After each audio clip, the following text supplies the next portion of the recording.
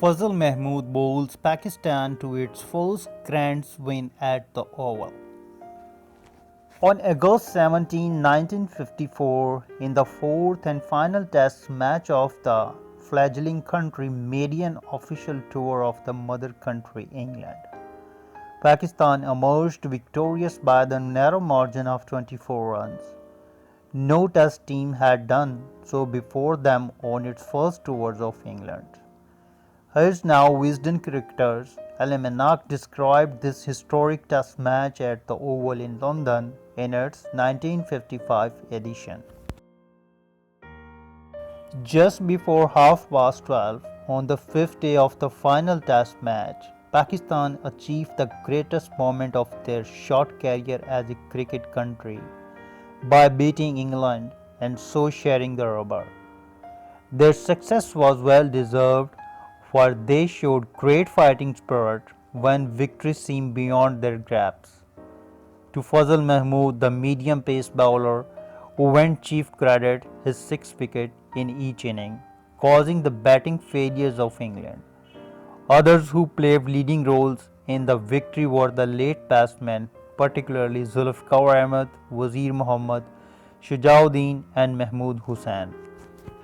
England did not feel their full strength, the selector deciding that the opportunity of Test match experience should be given to some of the players chosen to Australian tour. A few weeks later, thus two stalwarts, Alec Betzer and Trevor Bailey, were omitted. Frank Tyson and Peter Loader, both fast bowlers, replaced them and in no way let down the side. But it can fairly be said that the determined batting of Bailey was badly missed and that Alec Betzer might have turned the match on a pitch ideally suited to a bowler of his type. The England tail proved for too long for a Test match, and at the vital stage of this weakness almost certainly means the difference between victory and defeat. The events of the first day did not suggest that England were in for a such struggle. Overnight and morning rain prevented a start until 2:30, and Pakistan, who won the test, soon found them in trouble.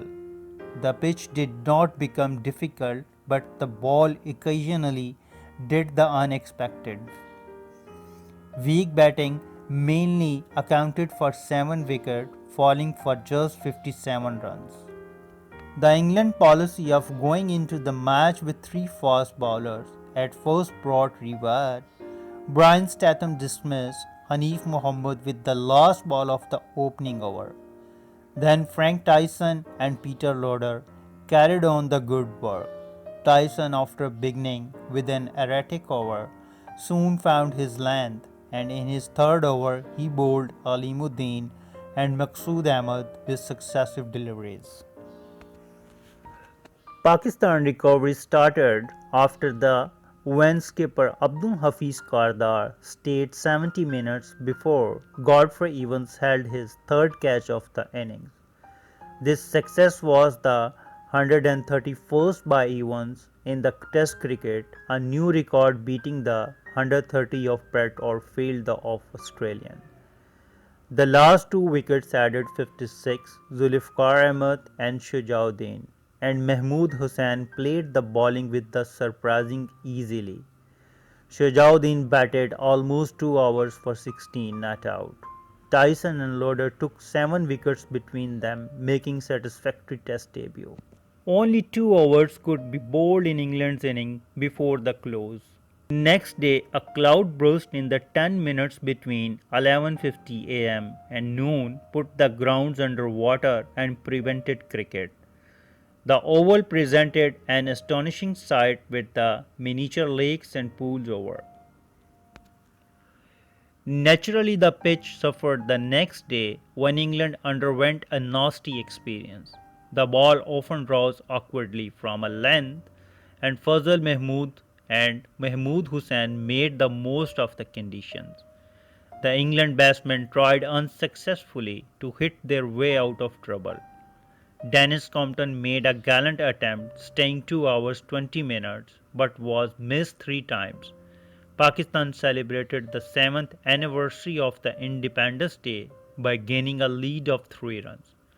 Fazal Mehmood bowled throughout the inning and his figure 6 for 53 would have been much better but for drop catches. For all that way, every England batsman was caught.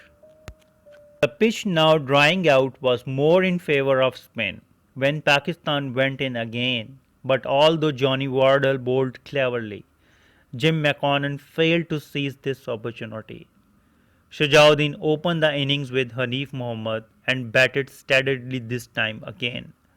But Pakistan lost 4 wickets for 63 by the close of the day. The early stages of the fourth day suggested an early victory for England. Pakistan at one stage was 82 for 8, but again they came back strongly. The last 2 wickets doubles the total, Wazir Mohammad and Zulfikar Ahmed adding 58 for the ninth wicket. Wazir Mohammad spent half an hour for his first runs, played a defined inning of 2 3/4 hours. Wardle finished with the impressive figure of 7 for 56. England needed 160 runs to win and appeared keenly to get the runs in the 2 hours 35 minutes available that evening. Reg Simpson and Peter May put on 51 runs in 40 minutes for the second wicket.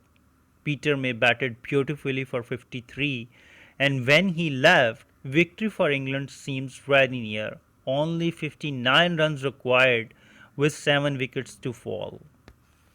Then a surprising decision came, Evans being sent in, presumably to force to win the half hour which remained.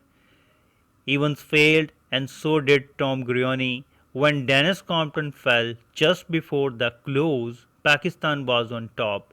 With all the recognized batsmen were gone and McConnon having to bat with a dislocated finger, the result of fielding accident. England started the last day needing 43 runs to win with 4 wickets left. In 55 minutes the match was over. The cautious methods of remaining England batsmen providing of no avail. Fazal Mehmood considerably by safe wicket keeping of Imtiaz Ahmed, who held 7 catches in the match. This was the first defeat by England in a home test match since South Africa won the test match at Nottingham in June 1951. On the Saturday, 16,800 people paid for the admission, the second highest number since the war.